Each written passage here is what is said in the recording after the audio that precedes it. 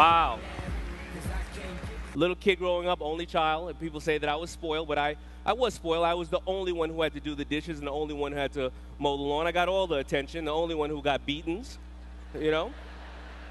I couldn't blame it on anybody else. Mom had in my kitchen a big can opener. It was 2 foot long, this can opener, and it said, "Think big." I didn't get it for a while, but she said to me, "Daymond, it takes the same energy to think small as it does to think big, and you must think big." We're talking about goals. When I saw Russell Simmons driving around, I said, no matter what, I'm going to be part of that world. I can't rap, I can't sing. I could dance a little bit, but I don't think that's going to get me far. I'm going to be part of this hip-hop world. And I was making these hats. And I said, let me go home. I went home, and I thought of a name.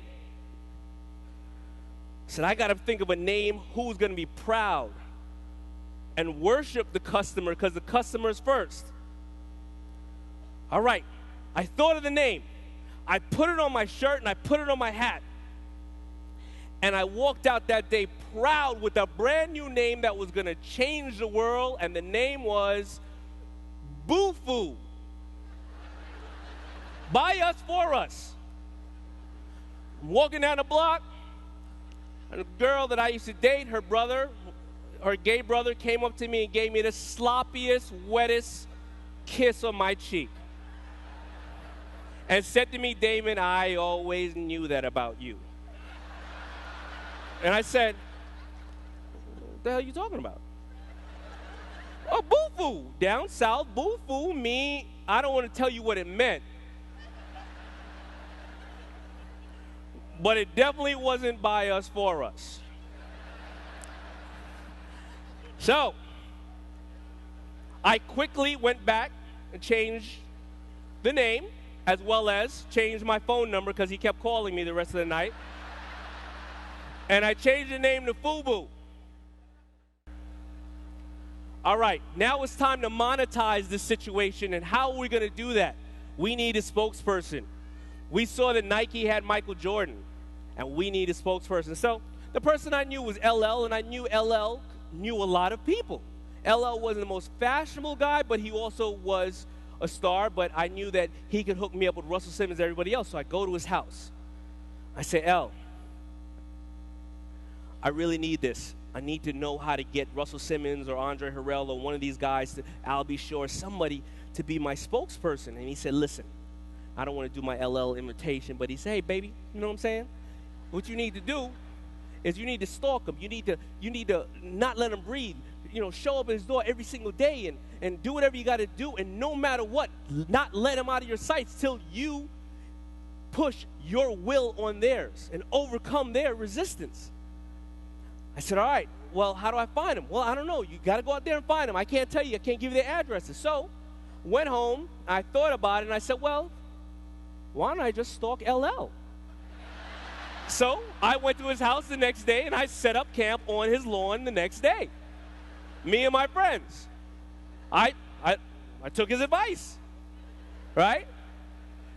Now, LL comes out the house, and you know, I knew that he had to leave for some show he was shooting called In the House in Los Angeles. I knew I had to get in a limousine, and we stood outside the house with cameras, and he said to me, "You know what? If I take this shot, I probably will lose all my other endorsements, anything from Nike to everything else." He said, "Because nobody knows you, nobody knows you're ever going to get anywhere." He said, "But you know what? That burning desire in your eye, I believe in you.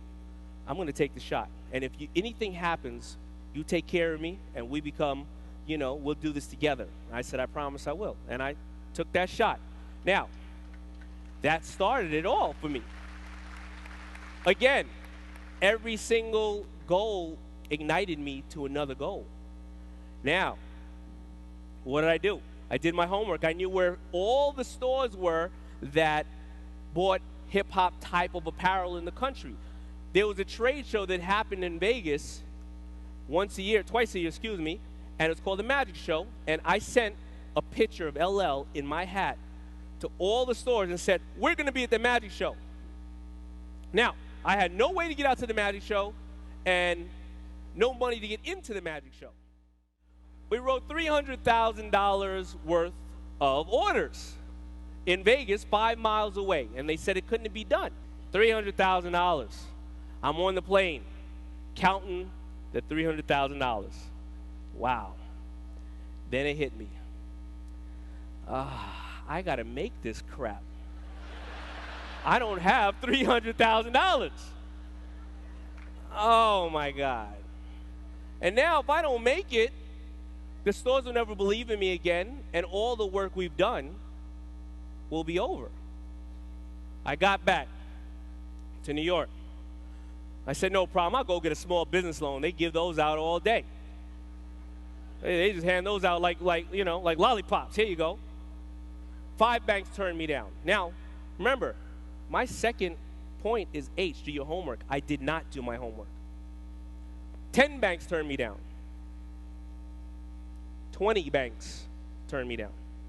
I didn't even know there was more than 20 banks. But by the time I was done getting kicked in the ass out the door, it was 27 banks that turned me down. And the biggest gamble of my life had to happen at that point because I didn't have any money. So I did like somebody uneducated would do. I took a loan, a second mortgage on my home at 15% interest. And this is the most important part of being a salesperson. You are constantly selling every day. And if you think you're only selling to your friends, you're not. When you wake up in the morning and you're trying to get your son dressed, you're making a sale. Hurry up, baby, we got to get to da-da-da. Your husband, you're trying to fight over going to the bathroom. Oh, I got to get there first because this and that. You're going up to Starbucks. Hey, can I cut the line? You are constantly selling yourself and you are being branded. Are you in control of the brand that's being put on you? That's the question. You have to go outside your comfort zone. Everything you want in life is right outside your comfort zone.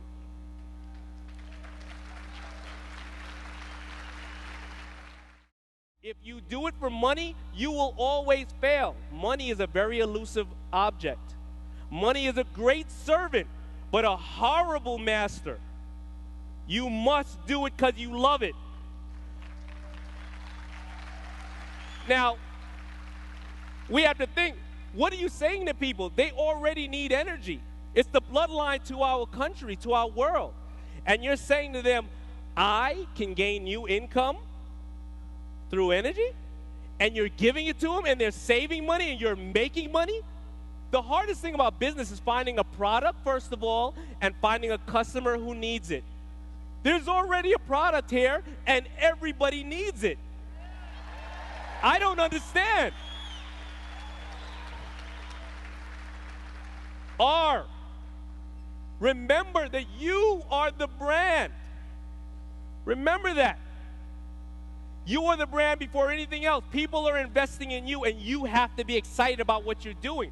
Because if you're one of those people who, as they were saying earlier, Doug said, just put your tippy toe in something, doesn't work. You know why? Because if I'm a follower and I see that you're putting your tippy toe in it, I don't want to talk to you 6 months later and go, hey, whatever happened to the Ignite thing? Oh, I'm not on to that no more. I'm on to something new. I don't want to do that. Also, you can't walk up to somebody and say, hey, you should get, I'm doing this little thing. No. That's not infectious. You're the brand. Hey, saving money. You can save money. You need to be part of this. Even if they reject you for that moment, they'll sit back and they'll watch.